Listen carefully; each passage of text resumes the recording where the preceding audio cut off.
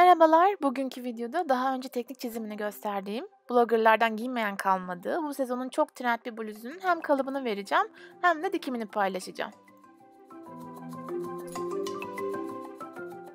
Videoların devamında görüşebilmemiz için kanalıma abone olmayı, videomu beğenmeyi, beklediğiniz kalıp önerilerini yoruma bırakmayı unutmayınız. Öncelikle aşağıya açıklamaya bıraktığım kalıbı hazırlıyorum, kumaşımın düzüne yerleştiriyorum ve kesiyorum. Bu arada ben gömleklik bir kumaş kullandım. Siz keten bir kumaş kullanırsanız daha uygun olur.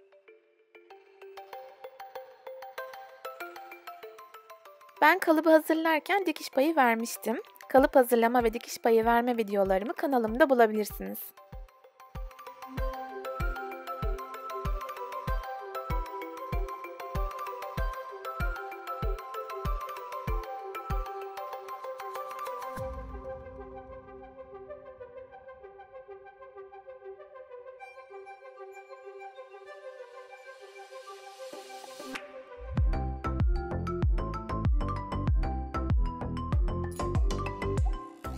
Kalıbımı ve kumaşımı çeviriyorum. Bir iğneye siyah bir ip geçirdim.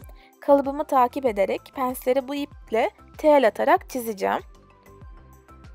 Siz bu işlemi kumaşınız koyu renkse sabunla ya da bir tebeşirle de yapabilirsiniz.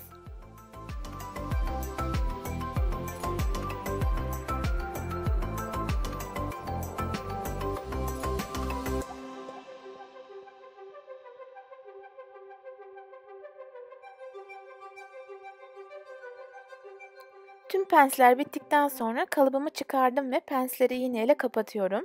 Bunlar bizim pilelerimiz olacak. Orijinalde bu pileler yukarıya bakıyor. Ben kalıbı yaparken yukarıya doğru çizmiştim ancak dikerken unutup aşağıya doğru diktim. Siz keyfinize göre yapabilirsiniz.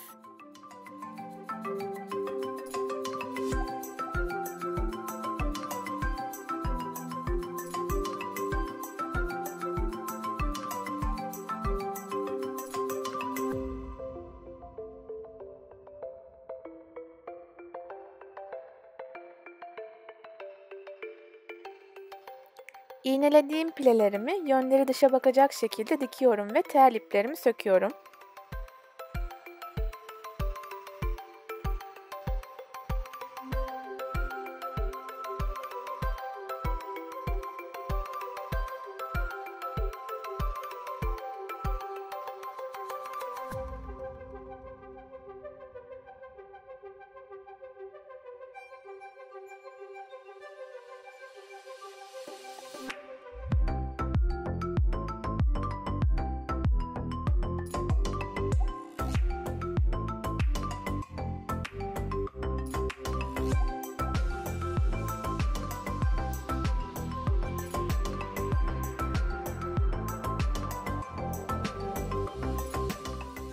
Yüzüne bakacak şekilde iki parçamı omuzlarından iğneleyip dikiyorum. Ben tüm dikişlerde düz dikiş ve zikzak kullandım. Pile yönü omuzlarda kola doğru olacak, yani dışa doğru. Bu arada yanları da dikiyorum.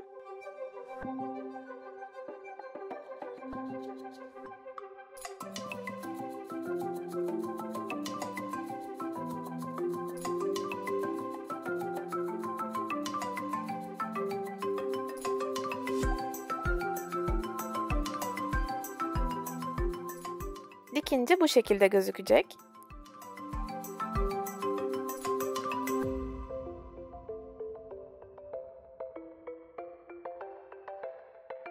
Sıra kol manşeti ve kolda. Kol manşetini aynı ölçüde tele yapıştırdım. Yüzü içeride kalacak şekilde ikiye katlıyorum ve iki kenarını dikiyorum.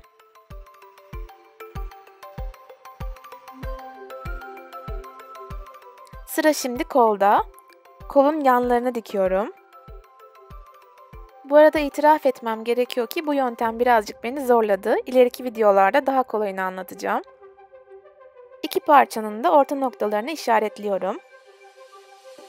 Kol ters, manşet düz olacak şekilde bu iki parçayı birbirine birleştireceğim. Ama manşetin sadece bir katından iğnelemeye başlıyorum.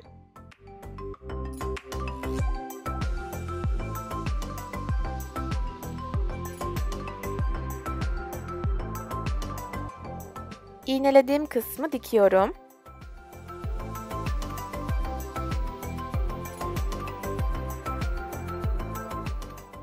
Kolu düz yönüne çevirip diğer kalan manşet katını içine kıvırıp gaze dikişiyle dikiyorum.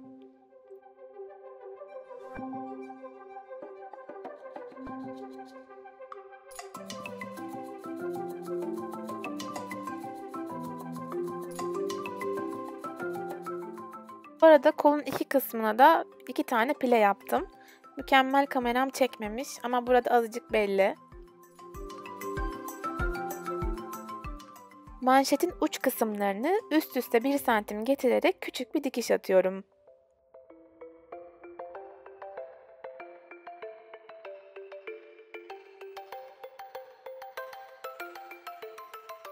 Kolum hazır. Şimdi bedene birleştireceğim.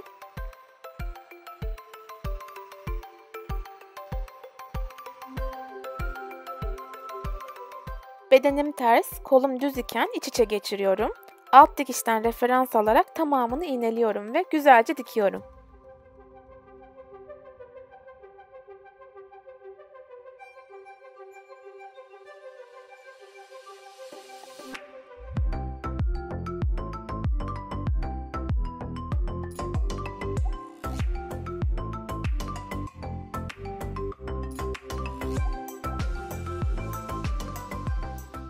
Şimdi bluzumun altındaki kemer kısmını halledeceğim.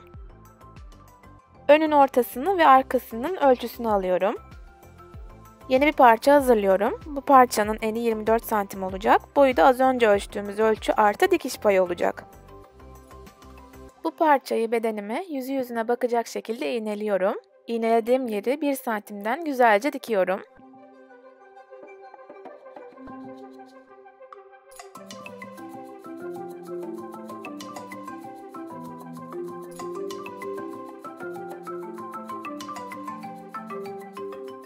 Gösterdiğim gibi içe katlayıp iki yana da dik olarak dikiyorum.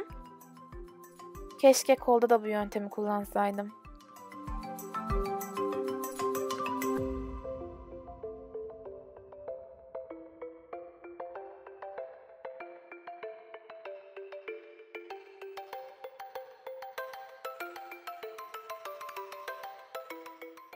Diktiğimiz yeri tersine çeviriyorum ve köşelerini sivriltiyorum.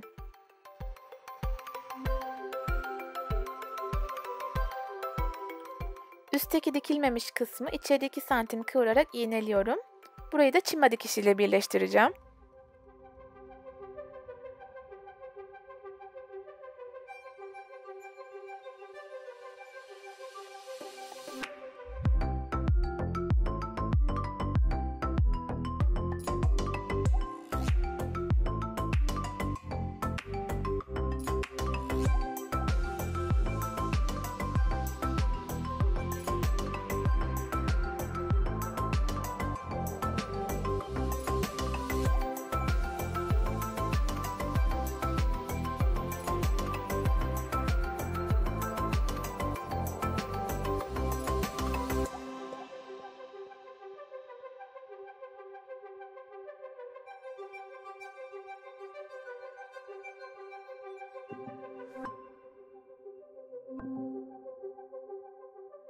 Önde kalan kısma yandan gelen vereve göre üçgen olacak şekilde tekrar içe doğru katlayarak dikiyorum.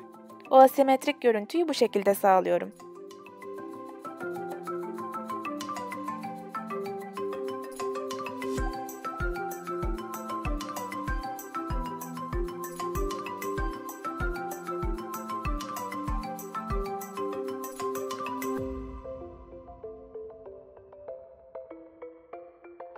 Şimdi sıra geldi yaka kısmına.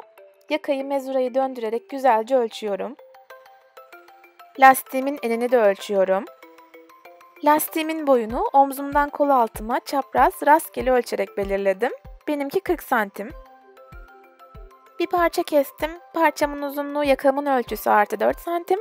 Eni de lastiğimin eninin 2 katı artı 6 santim. Bu parçayı tersinden 1 santimden sağlamca dikiyorum ve çatal iğne yardımıyla düzüne çeviriyorum.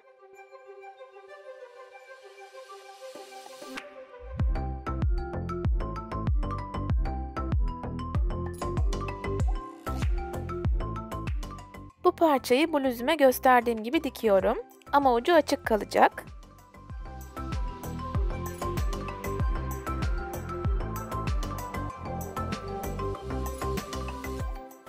Diktikten sonra lastiğimizi bu parçanın içine yarısına gelecek kadar geçiriyoruz.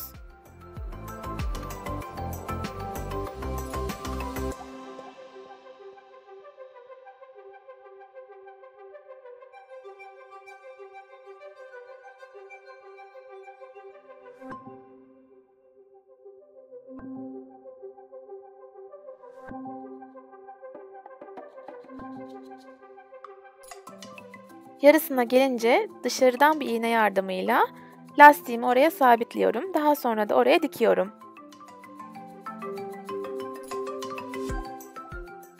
Çatal iğneyi ters çevirerek çıkarıyorum.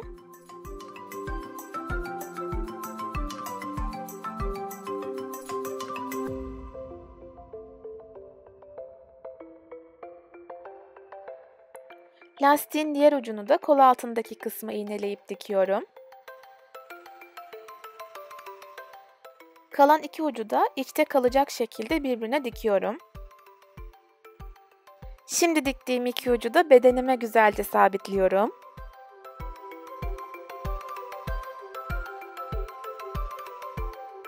Geriye sadece ipleri temizlemek kaldı. Umarım iyi günlerde kullanırsınız.